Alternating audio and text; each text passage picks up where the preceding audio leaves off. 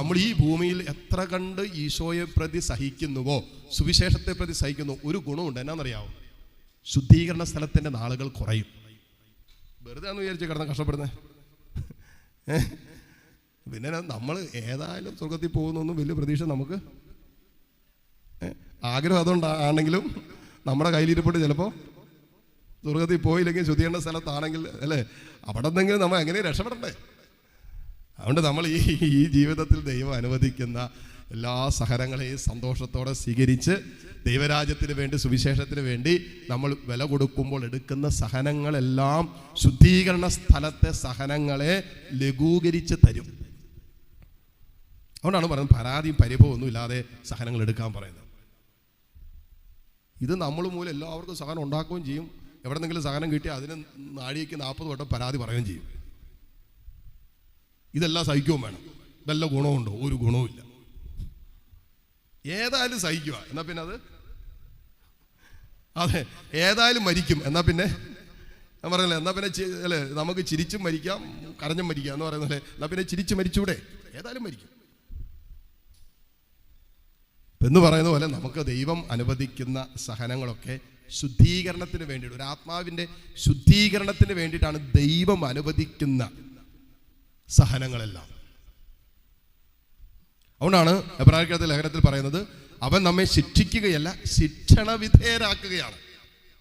അല്ലെ, പിള്ളേരൊക്കെ അടിക്കുന്നത് എന്തിനാണ്? അവര് നന്നാകാൻ വേണ്ടി. നമ്മൾ അങ്ങനെയല്ലേ പറയുന്നത്? എന്തിനാ അടിക്കുന്നത്? നന്നാകാൻ വേണ്ടിയിട്ട് അച്ഛാ തല്ലുന്നതെന്നാണ് പറയുന്നത്, അടിക്കുന്നത്. എന്നിട്ട് നന്നാകുന്നുണ്ടോ? അത് പോട്ടെ, അതല്ല നമ്മുടെ വിഷയം. പക്ഷെ നമ്മൾ അടിക്കുന്നതിൻ്റെ പിന്നിലുള്ള തേജോവികാരം എന്താണെന്ന് ചോദിച്ചാൽ ഇത് സാധനം നന്നാകാൻ വേണ്ടിയിട്ടാണ് എന്ന് പറഞ്ഞുകൊണ്ട് പോലെ ഒരപ്പന് മക്കളോട് അതിയായ സ്നേഹമുണ്ടായിരിക്കുകയും ആ സ്നേഹത്തിൽ മക്കൾ അല്പം കൂടി നന്നാകണമെന്ന്, ഈ ലോകത്ത് അല്പം കൂടി നല്ലവരായി തീരണമെന്നുള്ള ആഗ്രഹത്തോടെ ഒരപ്പൻ ഒരമ്മ മക്കളെ ശിക്ഷണ വിധേയരാക്കുന്നത് പോലെ പിതാവായ ദൈവം മക്കളായ നമ്മളെ സഹനങ്ങളിലൂടെ ശിക്ഷണ വിധേയരാക്കുന്നത് നമ്മുടെ ആത്മാവ് ഇപ്പോൾ ആയിരിക്കുന്ന അവസ്ഥയിൽ നിന്നും അല്പം കൂടി ശുദ്ധീകരിക്കപ്പെടാനും വിശുദ്ധീകരിക്കപ്പെടാനും സ്വർഗീയ ദർശനത്തിലേക്ക് എത്തിച്ചേരാനും വേണ്ടിയിട്ടാണ്. അതായത് മരിച്ചു കഴിഞ്ഞ ഉടനെ എന്ത് ചെയ്യണം? എന്തിനാ? സ്വർഗത്തിൽ പോകാൻ. അവർക്ക് പറഞ്ഞേ ഹല്ലേലൂയാ. അച്ഛാ എന്തോരെന്ന് വെച്ചാൽ സഹിക്കുന്നത്. ചിലർക്ക് എന്തിനാ ഇത്ര സാധനം തരുന്നതെന്ന് അറിയാമോ? ഇപ്പൊ മരിച്ച ശുദ്ധീകരണ സ്ഥലത്തെ ഇപ്പൊ മരിച്ച അത് ശുദ്ധീകരണ സ്ഥലം ഒഴിവാക്കാൻ വേണ്ടി കർത്താവ് നിനക്ക് കുറച്ചുകൂടി സഹനം തരുക. അപ്പൊ ആ സഹനങ്ങളെ നീ എടുക്കുമ്പോൾ ആ സഹനത്തിലൂടെ നിന്റെ ആത്മാവ് പൂർണ്ണമായും ദൈവത്തെ ദർശിക്കാൻ വിശുദ്ധീകരിക്കപ്പെട്ട് കഴിഞ്ഞാൽ ഒരാത്മാവ് മരണത്തിലൂടെ സ്വർഗത്തിലേക്ക് പോവാം.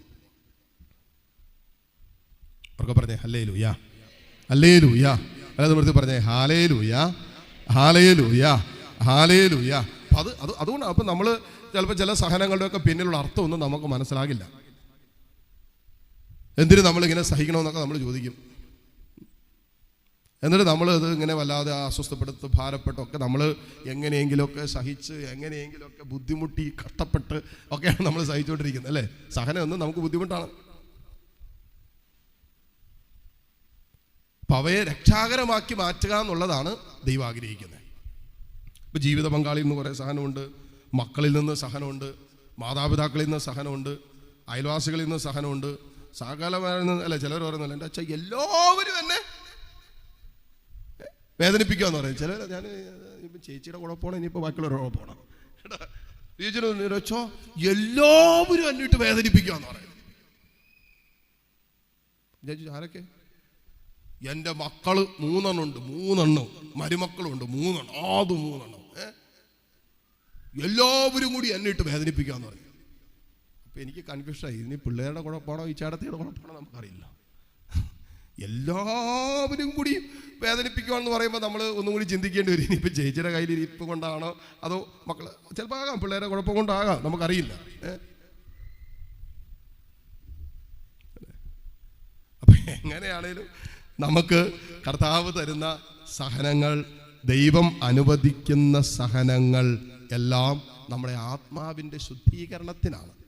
നിങ്ങൾ വേണമെങ്കിൽ ആ വചനം ഒന്ന് എടുക്കുക. ഹെബ്രായർക്ക് എഴുതിയ ലേഖനം 12-ാം അധ്യായം എടുത്ത്, താൻ സ്നേഹിക്കുന്നവന് കർത്താവ് ശിക്ഷണം നൽകുന്നു.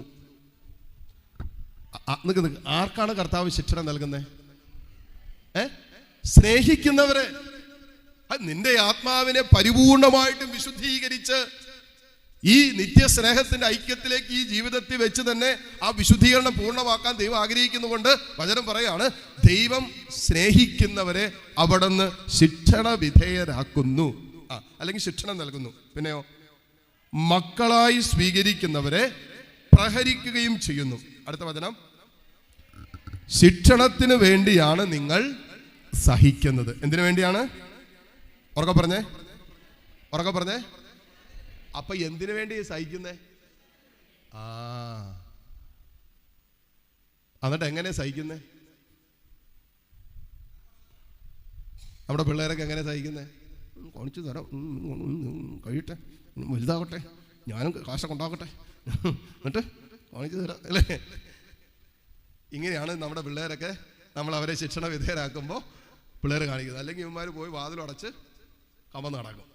ഇല്ലേ കയ്യിലിരിക്കുന്ന സാധനം, എടാ കുറേ നേരം ആയാലടാ, വെക്കടാ, ഓഫ് ചെയ്യണം ടി വി, എടാ ടി വി ഓഫ് ചെയ്തിട്ട് പ്രാർത്ഥിക്കാൻ പാടാ, എടാ മൊബൈൽ ഓഫ് ചെയ്യണം എന്നൊക്കെ പറയുമ്പോൾ കുറേ കഴിവയ്ക്കൊന്ന് ഇല്ലേ എല്ലാം വലിച്ചെറിഞ്ഞിട്ട് ഒറ്റ പോക. ഇങ്ങനെയാണ് പിള്ളേര് മാത്രമല്ല നമ്മളും സഹിച്ചുകൊണ്ടിരിക്കുന്നത്. നമ്മുടെ പല സഹനങ്ങളിലും കർത്താവ് കാണുമ്പോൾ നമ്മളും ചില സഹനങ്ങളൊക്കെ എടുത്തുകൊണ്ടിരിക്കുന്നത് ഇങ്ങനെയാണ്. അത്ര കണ്ട് സ്നേഹത്തോടെ ഒന്നും അല്ല ദൈവം നമ്മെ ശിക്ഷണ വിധേയരാക്കുമ്പോൾ നാം സ്വീകരിക്കുന്നത്. അവർക്ക് പറഞ്ഞേ ഹല്ലേലൂയ, ഹല്ലേലൂയ. എന്നിട്ട് പറയണം, ശിക്ഷണത്തിന് വേണ്ടിയാണ് നിങ്ങൾ സഹിക്കേണ്ടത്. മക്കളോടെന്ന പോലെ ദൈവം നിങ്ങളോട് പെരുമാറുന്നു. പിതാവിന്റെ ശിക്ഷണം ലഭിക്കാത്ത ഏത് മകനാ ഉള്ളേ? അടി കിട്ടാത്ത ആരെങ്കിലും ഇരുത്തിരിപ്പുണ്ടോ? അപ്പന്മാരധികം തല്ലാറില്ല. അമ്മയുടെ അടി കിട്ടാത്ത ആരെങ്കിലും ഇരുത്തിരിപ്പുണ്ടോ? പുതിയ ജനറേഷനിൽ ആരെങ്കിലും ഉണ്ടോ? അവരെ തല്ലാൻ പാടില്ലല്ലോ അല്ലേ? ജെൻസി പിള്ളേരൊന്നും നമുക്കിപ്പോൾ തല്ലാൻ പാടില്ല. തല്ലിക്കഴിഞ്ഞാൽ വലിയ കേസാണ് അല്ലേ? ഞാൻ ഓർക്കുന്നുണ്ട്, എന്തോ ഒരു അടി കിട്ടിയിട്ടുണ്ടെന്നറിയാം. അവസാനം പാള വെച്ചൊക്കെ നടക്കേണ്ട വന്നിട്ടുണ്ട്. അതുപോലെ അപ്പനങ്ങനെ അടിക്കൊന്നുമില്ലായിരുന്നു. പക്ഷെ മമ്മിക്ക് ഡെയിലി ഒരു രണ്ടെണ്ണെങ്കിലും തന്നില്ലെങ്കിലും എന്തോ മമ്മിക്ക് ഉറക്കാൻ കിട്ടാത്ത പോലെ. എന്ന് കരുതി നമ്മൾ ഡീസൻ്റ് ആണെന്നല്ല പറയുന്നത്, നമ്മളെന്തെങ്കിലും കുരുത്തക്കേട് കാണിക്കും, അതിനാണ് ഈ അടിക്കുന്നത്. എന്നാൽ എല്ലാ ദിവസവും എന്തെങ്കിലും അടിയിട്ട്. അതെനിക്ക് മാത്രമല്ല, എൻ്റെ ചേട്ടനും കിട്ടും, അനിയനും കിട്ടും. ആ കാര്യത്തിൽ ഞങ്ങളെല്ലാവരും ഡീസൻ്റാണ്. ഞങ്ങളെല്ലാവരും ഡീസൻ്റ്. എനിക്കും കിട്ടും, ചേട്ടനും കിട്ടും, അനിയൻ കിട്ടും. എല്ലാവർക്കും അതിനകത്ത് പക്ഷപാതമൊന്നുമില്ല. അടിക്കുന്ന കാര്യത്തിൽ അങ്ങനെ ഒരു ഗുണമുണ്ടായിരുന്നു. ഒരു പക്ഷപാതവും അമ്മ കാണിക്കാറില്ല. പ്രാർത്ഥിക്കാനൊക്കെ ഇരിക്കുമ്പോൾ ചിലപ്പോൾ ഈ കളിയൊക്കെ കഴിഞ്ഞ് വന്നിരിക്കുമ്പോൾ ഇത് ചിലപ്പോൾ ഇതിൽ തൂങ്ങുന്ന വഴിക്ക് ടപയെന്ന് പറഞ്ഞൊരു അടി കിട്ടും. അപ്പോഴേക്കും നന്മ നിറഞ്ഞ മറിയമേ സ്വസ്തി, ടപയെന്ന് പറഞ്ഞ അടി വരുമ്പോഴായിരിക്കും ചാടി എഴുന്നേറ്റിട്ട് പിന്നെ ഒരു ബാക്കി വരുന്നത്. അല്ല, അടിക്ക് ഒരു കുറവില്ലായിരുന്നു. അതെല്ലാം അല്ലേ ഇപ്പം ചിന്തിക്കുമ്പോൾ നമുക്ക് മനസ്സിലാവും. സ്കൂളിലൊക്കെ ടീച്ചേഴ്സൊക്കെ അന്ന് തല്ലുമായിരുന്നു, നല്ല കീറ് കിട്ടുമായിരുന്നു.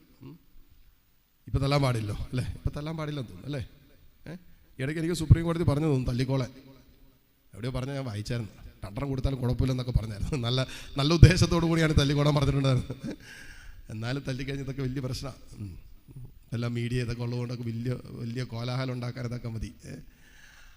പക്ഷേ അന്നൊക്കെ സ്കൂളിലൊക്കെ ടീച്ചേഴ്സൊക്കെ ഒത്തിരി തല്ലിയിട്ടുണ്ട്, ഒത്തിരി അടി മേടിച്ചിട്ടുണ്ട്. പക്ഷേ ഇന്നും നമുക്ക് അവരോട് സ്നേഹമാണ്. ഇന്നും സ്നേഹമാണ്. അത് ഞാൻ പഠിച്ച സമയത്ത് ക്ലാസ്സിൽ എന്തെങ്കിലുമൊക്കെ അലമ്പ് കാണിച്ചാൽ ക്ലാസ് ടീച്ചറിൻ്റെ വക 2 എണ്ണം തരും. എന്നിട്ട് അവർ പുറത്ത് നിർത്തും, ക്ലാസ്സിന് പുറത്ത് നിർത്തും. പ്രത്യേക പ്രിവിലേജാണത്. അലമ്പ് കാണിക്കുന്നവർക്കുള്ള പ്രത്യേക പ്രിവിലേജാണ്. ക്ലാസ്സിന് പുറത്തിറക്കി നിൽക്കും. അപ്പോൾ അഡീഷണൽ പ്രിവിലേജാണ്. ആ സമയത്ത് ഹെഡ് മാസ്റ്ററിന് ക്ലാസ് ഇല്ല എങ്കിൽ പുള്ളി ഇങ്ങനെ കറങ്ങിക്കൊണ്ടിരിക്കും. പുറത്ത് നിൽക്കുന്നവരെ വിളിച്ച് ഓഫീസ് റൂമിൽ കൊണ്ടുപോയിട്ട് 2 എണ്ണം കൂടി തരും. അപ്പോൾ ഈ സൈഡുമായി മറ്റേന്ന് പറഞ്ഞാൽ ഒരു സൈഡ് വെച്ച് അടി കിട്ടുമ്പോൾ നമ്മൾ ഇങ്ങനെ ആയിരിക്കും. മറ്റേ സൈഡ് ഉണ്ടല്ലോ, ഹെഡ് മാസ്റ്ററിന് ആ അവർ ക്ലാസ്സിലായെങ്കിൽ കാര്യത്തിന് തീരുമാനമായി. 2 സൈഡും പിന്നെ വായുവിലൊക്കെ ഇങ്ങനെ എങ്ങും തൊടാതെയൊക്കെ ആയിരിക്കും പിന്നെ നമ്മളിരിക്കുന്നത്. അതുപോലെ അടിക്കുമായിരുന്നു. പ്രാവശ്യം ഞാൻ ഓർക്കുന്നുണ്ട്, എനിക്കൊരു അന്ന് തന്നെ ഹെഡ് മാസ്റ്റർ പഠിപ്പിക്കുന്ന സമയം കൂടിയല്ല. ഞാൻ പ്രാർത്ഥനയുടെ സമയത്ത് ഞങ്ങൾ ഒരു റോയിൽ നിന്ന് അവന്മാർ അവിടെ നിന്ന് ഇങ്ങോട്ട് തള്ളി, ഇവിടെ നിന്ന് ഇങ്ങോട്ട് തള്ളി, ഞാൻ അതിനിടയ്ക്ക് ഇപ്പോൾ ഞാനും അങ്ങോട്ട് തള്ളി, ഞങ്ങളെല്ലാവരും കൂടി അങ്ങോട്ടും ഇങ്ങോട്ടൊക്കെ ഉച്ചയ്ക്ക് ഭക്ഷണത്തിന് മുമ്പുള്ള പ്രാർത്ഥനയുടെ സമയത്ത് ഈ ഹെഡ് മാസ്റ്റർ പുറകെ വന്ന് ഇപ്പോൾ ഉണ്ടായിരുന്നു. അന്ന് മറ്റേ മതിലൊന്നുമല്ലല്ലോ, മറ്റൊരു പകുതിയുള്ളൊരു ഇത് വെച്ച് മറക്കില്ലുള്ളൂ. അതിനിടയിലൊക്കെ കൂടിയൊക്കെ നോക്കി. ഇത് കഴിഞ്ഞപ്പോഴേ പുള്ളി എല്ലാത്തിനും 4 എണ്ണത്തിന് 5 എണ്ണം ഞങ്ങൾ 5 എണ്ണത്തിന് വിളിച്ചു ഓഫീസ് റൂമിൻ്റെ ഫ്രണ്ടിൽ പോയി നോക്കാൻ പറഞ്ഞു. എന്നിട്ട് പുള്ളി ഒരു റൗണ്ടൊക്കെ കഴിഞ്ഞപ്പോൾ നമുക്കറിയാമായിരുന്നു നിന്ന് 2-ലും നടക്കുമെന്ന്. അന്ന് പേടിയാണ് നമുക്ക്. 6ൽ പഠിക്കുന്ന സമയം കൂടിയാണ്. ഹൈസ്കൂളിലാണ് പുള്ളി പഠിപ്പിക്കുന്നത്. പക്ഷേ എന്തെങ്കിലും കുരുത്തക്കണ്ട് നല്ല കീറി കിട്ടുമെന്ന് അറിയാം. പുള്ളി നല്ല നീറ്റായിട്ട് വിളിച്ചിട്ട് ആ പാൻസ് ഇങ്ങനെ ചേർത്ത് പിടിച്ചിട്ട് ഇപ്പോഴും കണ്ണിൽ നിന്ന് വെള്ളം വരുന്നുണ്ട്. പറയും വേദന പിന്നെ വന്ന് ഇരിക്കാൻ പറ്റണില്ല.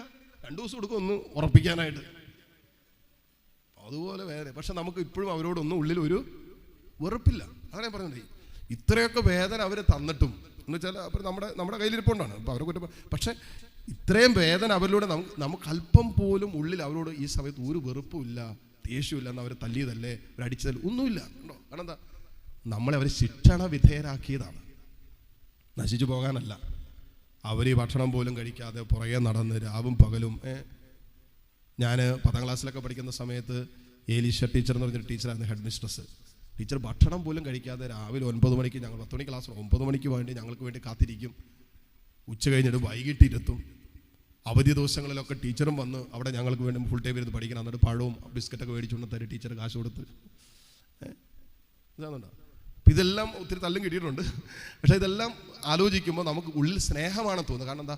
ഇതൊന്നും നമ്മൾ നശിക്കാൻ വേണ്ടിയിട്ട് ചെയ്തതല്ല, ശിക്ഷണ വിധേയരാക്കിയതാണ്. അതുകൊണ്ടാണ് വചനം പറയുന്നത്, പിതാവിൻ്റെ ശിക്ഷണം ലഭിക്കാത്ത ഏത് മകനാണുള്ളത്? എല്ലാവർക്കും ലഭിക്കുന്ന ശിക്ഷണം നിങ്ങൾക്ക് ലഭിക്കാതിരുന്നാൽ നിങ്ങൾ മക്കളല്ല, പിന്നെയോ ജാരസന്തതികളാണ്. ഇതിനെ പറയാണ്, ഇതിനു പുറമെ നമ്മെ തിരുത്തുന്നതിന് നമുക്ക് ഭൗമിക പിതാക്കന്മാരുണ്ടായിരുന്നു, നാം അവരെ ബഹുമാനിക്കുകയും ചെയ്തു. അങ്ങനെയെങ്കിൽ നാം ആത്മാക്കളുടെ പിതാവിന് വിധേയരായി ജീവിക്കേണ്ടതല്ലേ? ഭൗമിക പിതാക്കന്മാർ തങ്ങളുടെ ഇഷ്ടമനുസരിച്ച് കുറച്ച് സമയം നമ്മെ പരിശീലിപ്പിച്ചു. എന്നാൽ ദൈവം നമ്മെ പരിശീലിപ്പിക്കുന്നത് നമ്മുടെ നന്മയ്ക്കും തൻ്റെ പരിശുദ്ധിയിൽ നാം പങ്കുകാരാകുന്നതിനും വേണ്ടിയാണ്. ദൈവം നമ്മുടെ ആത്മാക്കളെ പരിശീലിപ്പിക്കുന്നത് അവിടുത്തെ നന്മയിലും അവിടുത്തെ പരിശുദ്ധിയിലും നാം പങ്കുകാരാകുന്നതിനാണ്. അപ്പൊ ഈ ശിക്ഷണം നമ്മെ ശുദ്ധീകരിക്കുകയാണ്. അവന്റെ പരിശുദ്ധിയിൽ നാം പങ്കുകാരാകണമെന്നും അവനോടൊപ്പം ആ നിത്യസ്നേഹത്തിൽ നാം പങ്കാളിത്തം അനുഭവിക്കണമെന്നും സ്വർഗത്തിൽ ആ സ്വർഗീയ ദർശനത്തിന് നാം അവകാശികളാകണമെന്നും ദൈവം ആഗ്രഹിക്കുന്നത് കൊണ്ടാണ് നമ്മുടെ ആത്മാവിനെ ദൈവം ശിക്ഷണ വിധേയരാക്കുന്ന സഹനത്തിലൂടെ നടത്തിക്കൊണ്ടു പോകുന്നത്. ഉറക്കെ പറ ഹല്ലേലൂയ. അല്ലാതെ പറഞ്ഞേ ഹല്ലേലൂയ, ഹല്ലേലൂയ. അപ്പൊ അങ്ങനെ ചിന്തിക്കുമ്പോണ്ടല്ലോ നമുക്കൊരു കാര്യം മനസ്സിലാക്കാൻ പറ്റും.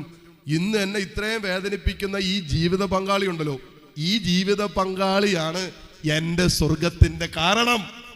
കണ്ടാ, ഈ സാധനം ഇല്ലെങ്കിൽ എനിക്ക് അവിടെ നിന്ന് സാധനം കിട്ടും. എൻ്റെ ആത്മാവ് എങ്ങനെ വിശുദ്ധീകരിക്കും? ഞാൻ എങ്ങനെ സ്നേഹിക്കാൻ പഠിക്കും? ഞാൻ എങ്ങനെ ക്ഷമിക്കാൻ പഠിക്കും? ഞാൻ എങ്ങനെ പ്രാർത്ഥിക്കാൻ പഠിക്കും? ഈ ഒരു സാധനം ഉള്ളത് കൊണ്ടാണല്ലോ ഞാനിപ്പോൾ മുട്ടയിൽ നിന്ന് കൈവിരിച്ച് പിടിക്കുന്നു, പ്രാർത്ഥിക്കുന്നു, ദൈവത്തെ വിളിക്കുന്നു, സഹിക്കുന്നു, ക്ഷമിക്കുന്നു. ഇതൊക്കെ കാരണം എന്താ? ഈ ഒരു ഐറ്റം വീട്ടിലുള്ളത് കൊണ്ടല്ലേ. അപ്പൊ അതിലൂടെ സംഭവിക്കുന്നില്ല, നിന്റെ ആത്മാവിൽ ഈ അടി വീഴുമ്പോൾ നിന്റെ ആത്മാവ് ശുദ്ധീകരിക്കപ്പെടുകയാണ്. ദൈവിക ദർശനത്തിനായിട്ട്, കർത്താവിനെ കണ്ടുമുട്ടുന്ന ദിനത്തിനായിട്ട്, അവന്റെ സ്വർഗീയ ദർശനത്തിന് നിന്നെ ഭാഗഭാക്കാക്കാൻ കർത്താവ് നിന്നെ ഒരുക്കുന്ന സമയം, നിന്റെ ആത്മാവിനെ പരിശീലിപ്പിക്കുന്ന സമയമാണത്. അവർക്ക് പറഞ്ഞേ ഹല്ലേലൂയ, ഹല്ലേലൂയ.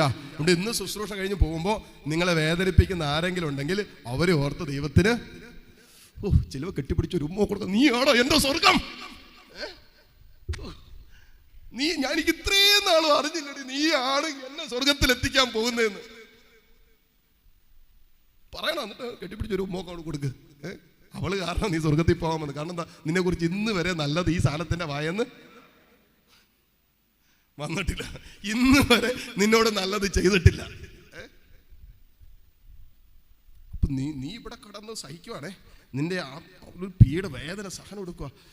എന്നിട്ട് ആ സഹനത്തിൽ പരിശുദ്ധാത്മാവ് നിന്നിൽ പ്രവർത്തിക്കാൻ തുടങ്ങുമ്പോൾ നിന്റെ ശുദ്ധീകരണത്തിന് വേണ്ടി ദൈവം അനുവദിച്ച് ഈ ഒരു തിരിച്ചറിവ് കിട്ടിക്കഴിയുമ്പോൾ ഞാൻ എന്ത് ചെയ്യും?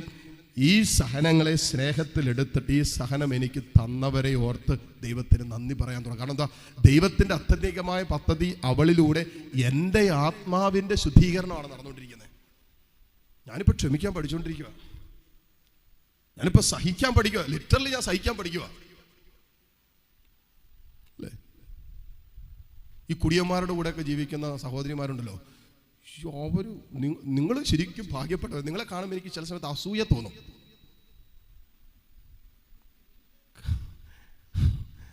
കാരണം എന്നാന്നറിയാമോ? നിങ്ങൾ എന്നേക്കാളും മുമ്പ് സ്വർഗത്തിൽ പോവും. നമ്മളിവിടെ ശുദ്ധീകരണ സ്ഥലത്ത് കഴിഞ്ഞുകൊണ്ടിരിക്കുമ്പോൾ നിങ്ങൾ ടാറ്റയൊക്കെ കയ്യൊക്കെ കഴിഞ്ഞ്, അച്ഛാ ഞങ്ങൾ നാട്ടിൽ ജീവിച്ചിരുന്നപ്പോൾ കുറേ സഹിച്ചതാ, ഞങ്ങൾ ഇച്ചിരി ഫാസ്റ്റായിട്ട് പോവാണ്, ചേട്ടൻ പുറകെ പോരെന്ന് പറയും നിങ്ങൾ.